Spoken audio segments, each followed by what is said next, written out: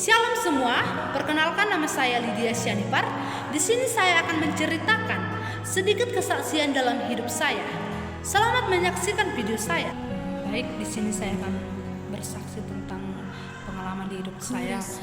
Ketika saya kelas 2 SMP, saya pernah mengalami suatu kejadian yang sangat membekas dalam hidup saya. Hari itu memang biasa saja seperti hari-hari sekolah pada umumnya. Saya belajar bercanda dengan teman-teman saya dan tidak ada firasat apapun. Namun semuanya berubah ketika saya menerima telepon dari orang tua saya bahwa ayah saya diberitahu bahwa ayah saya masuk rumah sakit. Seketika di situ saya sangat merasa kaget dan saya tidak percaya, dan pikiran saya juga kosong karena saya pas berangkat ke sekolah, bapak saya masih mengantar saya ke sekolah dan masih mengantar saya ke sekolah itu baik-baik saja. Tapi ketika saya dapat dari telepon, saya langsung terdiam dan pikiran saya sangat kosong saat itu. Dan sepanjang perjalanan pulang, hati saya tidak tenang. Saya terus berpikir apa yang sebenarnya terjadi, bagaimana keadaan bapak saya sekarang. Bapak saya mulai jatuh tanpa bisa ditahan. Dalam hati saya mulai berdoa, walaupun dengan kata-kata yang sederhana. Saya hanya minta suatu hal supaya bapak saya baik-baik saja.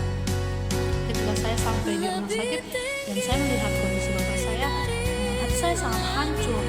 Melihat orang yang biasanya kuat, selalu menjadi tempat yang bersandar bagi saya, ini terbalik lemah. Saya benar-benar terpukul. Saat itu saya merasa sangat takut kehilangan.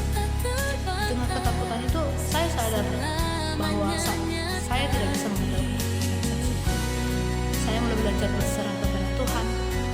Setiap hari saya berdoa, kadang dengan air mata, kadang hanya dengan diam, dan saya percaya Tuhan mendengar. Hari demi hari, prosesnya memang tidak langsung, tetapi ada saatnya di mana saya merasa khawatir lagi, bahkan hampir putus asa. Tapi di tengah semua itu, saya mulai melihat bagaimana Tuhan bekerja, ada pertolongan yang datang, ada kekuatan yang diberikan, dan ada harapan yang terus dijaga di dalam hati saya. Dan pada akhirnya Tuhan benar-benar menunjukkan kebaikannya.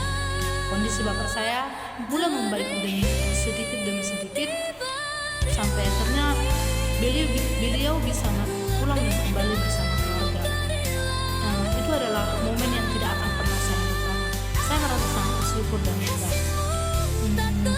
Dari kejadian itu saya belajar bahwa Tuhan itu baik. Walaupun situasi kita terlihat menakutkan, Tuhan tidak pernah meninggalkan. Dia mendengar setiap doa. Bahkan yang paling sederhana sekalipun, Dia memberikan kekuatan saat kita lemah dan memberi jalan saat kita tidak tahu harus kemana.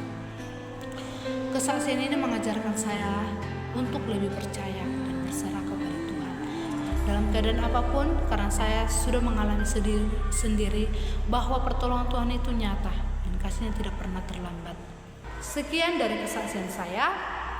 Terima kasih.